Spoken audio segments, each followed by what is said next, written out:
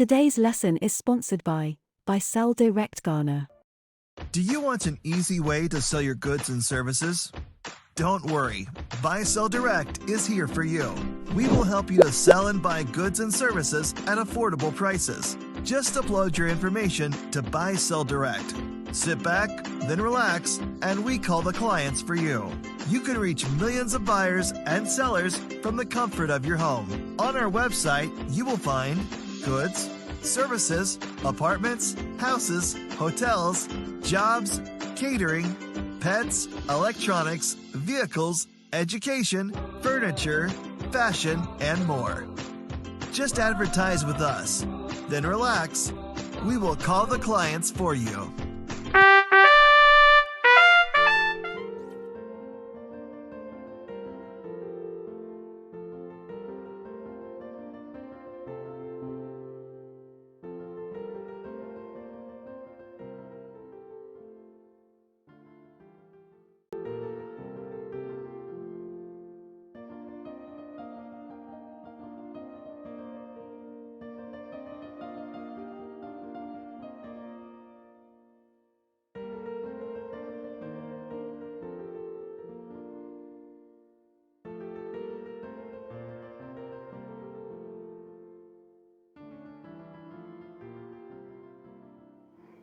Welcome to WEBICLASS.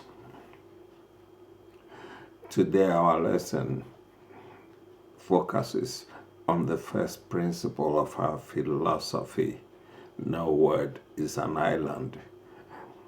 No word is an island. The first thing to understand about this is that a word in isolation means nothing except when it comes in context. It's found in a sentence, a phrase, when it appears alongside another word or other words to form a meaning. For example, if someone tells you, what is a table? Or is a table a noun? Please tell the person, I cannot know. There's no way I will know except when you give me table in a sentence or among other groups of words, then I'll be able to tell you. What I mean is, table, for example, can be a dining table. The table at which we sit can be say somebody tabling a motion in a meeting. So a table can be an adjective, can be a noun, can be a gerund, whatever. You don't know. But when you see table in a context, then you can tell exactly what it is. Now let's look at this. Every word lives in a family. In isolation, the word means nothing. We need a context, other groups of words, or other words in the group before we will be able to tell what exactly the word means. In other words, a word means something only in context. Look at the word family. I wouldn't know exactly what family is, except to see family with other words. For example, my family, then I know, oh yes, we're talking about a group of people that constitute family, and the family that belongs to me is what I'm talking about. Therefore, my together with family throws complete meaning on family. Family car. Yes, we need car, for example, next to family before we're able to tell that this is a car belonging to the family, not, for example, a school car. Biggest family. With the word biggest, we're able to tell that we're thinking about sizes of families, right? So that is the first thing about context. Call. Let's look at the word call. My A.A. Collins English Dictionary gives me more than 70 meanings and applications of call. In other words, If I just sit down and say, oh, what's the meaning of call? Let me go into the dictionary and look at call, what it tells me, the meaning. I will be confused because I will see 70 at least applications and meanings of the word call. We need to see call in context, in a group of other words, before we are able to tell what call means. Call, the word call, can be a verb. The verb can be a transitive verb or an intransitive verb. If you are studying English at a level where you are expected to know the meaning between transitive verbs, the difference, between transitive verbs and intransitive verbs, then please, when you want to buy a dictionary, check whether verbs are classified as transitive or intransitive. Otherwise, do not buy it. A transitive verb needs an object to follow it. You can go back and look at lesson 3 of this English language series. Transitive verbs need an object to follow them. Intransitive verbs do not need an object. For example, I arrived. Nothing follows arrived, so arrived is intransitive. So verbs are transitive or intransitive. Some are flexible. Great. Phrasal verbs. In my dictionary also appears call appearing as part of a phrasal verb. For example, call off. They called off the meeting. Call up. He was called up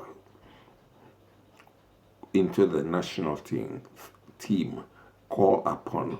Can I call upon you to give the word of thanks, please? Call in.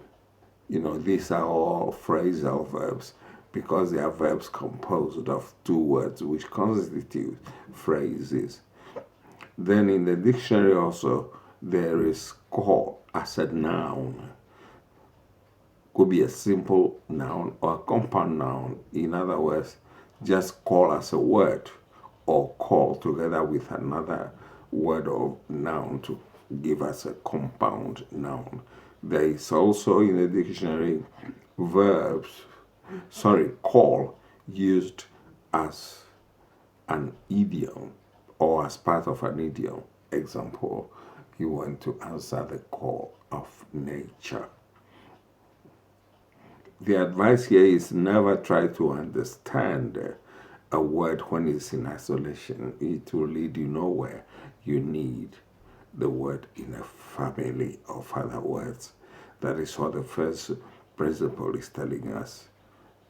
You don't find a word as an island. It's not possible. Now, school is another noun or a word which you cannot tell.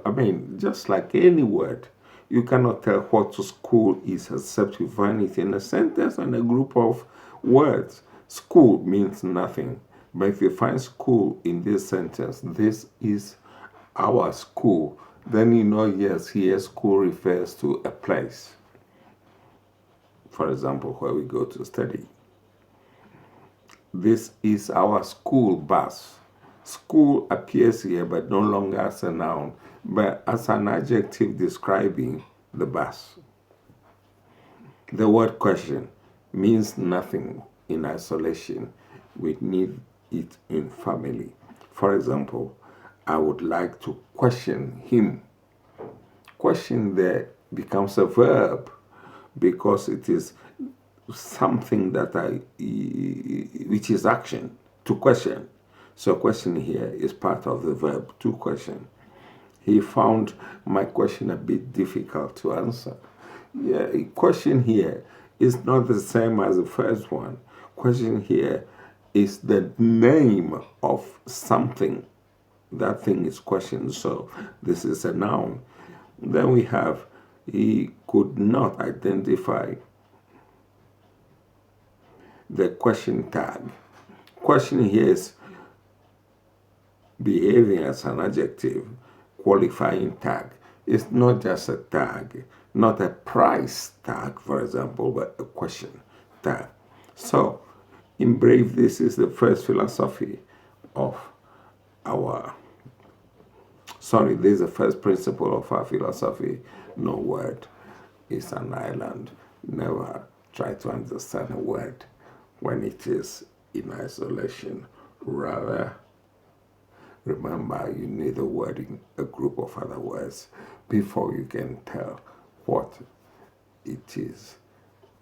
Thank you for attending another lesson, and I'll see you in the next lesson. As usual, this is Roger Olympio, your usual WEBICLASS teacher.